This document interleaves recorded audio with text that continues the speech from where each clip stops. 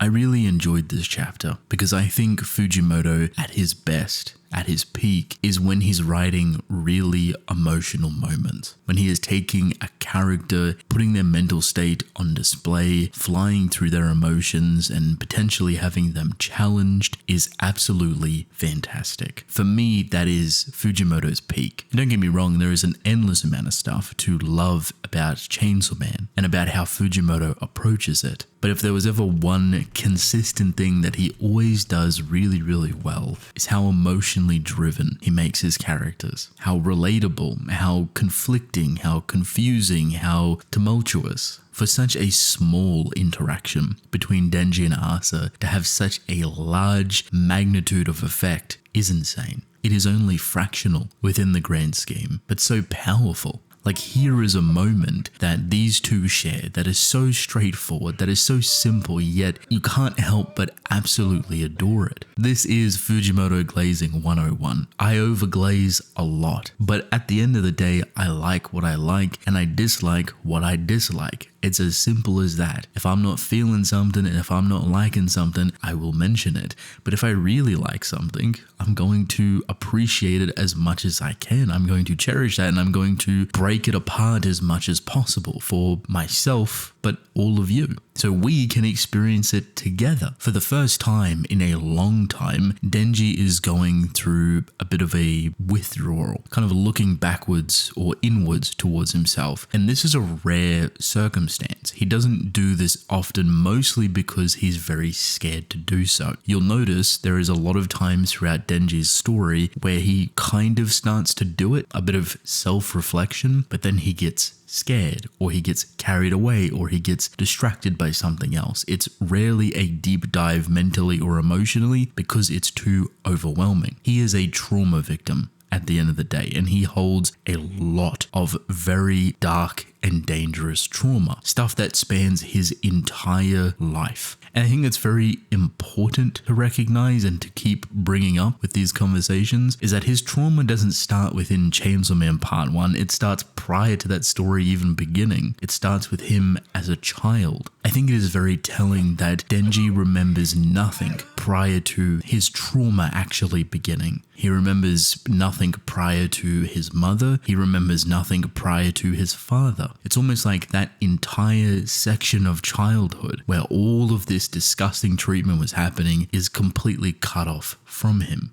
And that is exactly the point. He shielded himself from it internally. He sealed it away because if he didn't, there is a very high chance that he would not be alive right now. So sealing it away, while incredibly toxic and incredibly dangerous, is also a way to continue forward. Eventually, however, you always have to come back to it. You have to come back to the roots of those issues. You have to try and heal from it. That's the goal, right? Denji has never had the opportunity to heal. Instead, he's had it doubled, tripled, quadrupled down upon with people exploiting it. Makima ripped and teared that whole thing apart and made it the most complex thing imaginable. So what could have been Denji eventually reflecting on his trauma and his childhood and all of the issues that he's obviously gone through, struggling to heal from it, is now being weaponized against him by Makima. So now he cannot do that. He cannot just simply go back, look at all of this trauma and try to accept it, try to heal from it. Now he's in a much more dangerous position where he starts to shield himself off periodically for all of these horrible things that happen.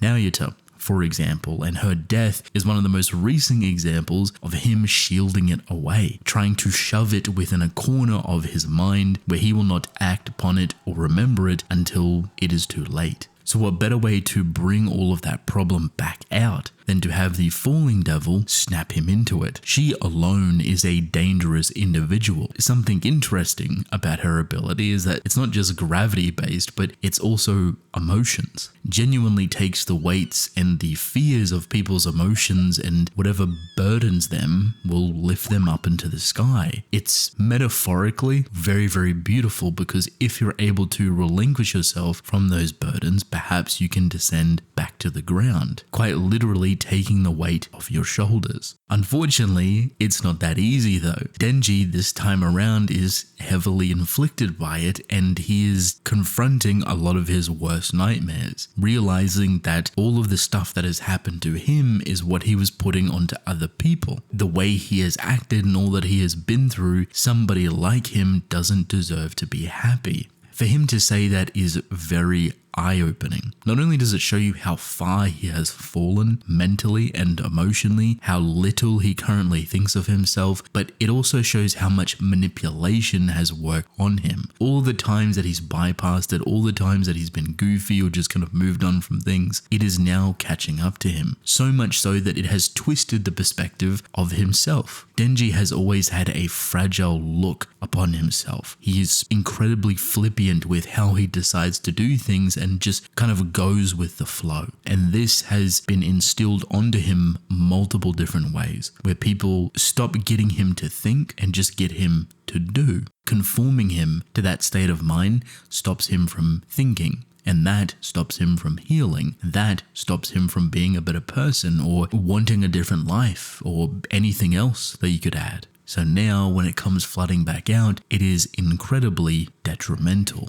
I would argue that if no one else was here, if Asa wasn't here to help, he would either be manipulated by another character similar to Makima, or he would actually die. There's really no scenario that is a good outcome if he was by himself. There's no way that he would be able to reel himself back in mentally unless he shut everything off. And usually when it kind of goes down that route, that's when full armor Pochita comes out to play. But Asa is here, and she's playing a very much human, supportive, emotional role, and for the first time they kind of connect really, really nicely. Like, out of all the ways that this could have gone, out of all of the ups and downs and twists and turns that Fujimoto likes to play at a very, very slow pace, mind you, she's kind of just here, connecting and talking to him as an equal. She says some very powerful words, but the ones that I think really stick with Denji: I'll make you happy. I've wanted to for a long time. We can think about it together. You have to think.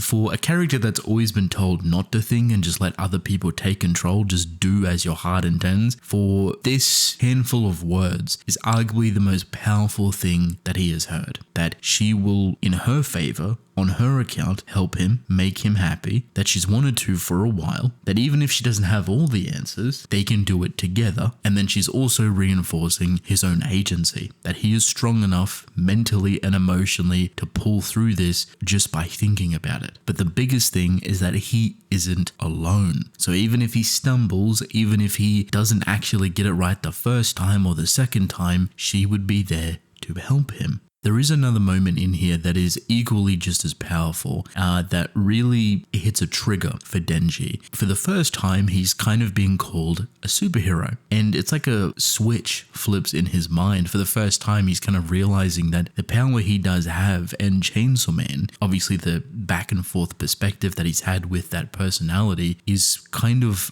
aligning together, that someone has finally seen him for the good that he's tried to do. It's not always been perfect, of course, but being called a superhero, a hero from hell, is finally becoming a reality. Someone has seen that good side of him, the helping side. At its heart, at its core, it definitely changes Denji. How he thinks about himself, how he thinks about Asa. I wouldn't be surprised if the way he visualizes Asa now is just entirely different. That he has a completely new appreciation and love for her. On top of all of the stuff that they've been through already and how he's felt about her, now is kind of like those crucial moments. There is an issue, of course, that is being war. The way she talks with Denji and utilizes Denji, and the back and forth that they have may be fun, but it's temporary and a form of escapism that Denji is not accustomed to, nor is it really healthy for him. So if Asa can get in there and kind of reconfigure and manage things better for Denji, then maybe he can actually stand on his own 2 feet and not spiral out of control from here.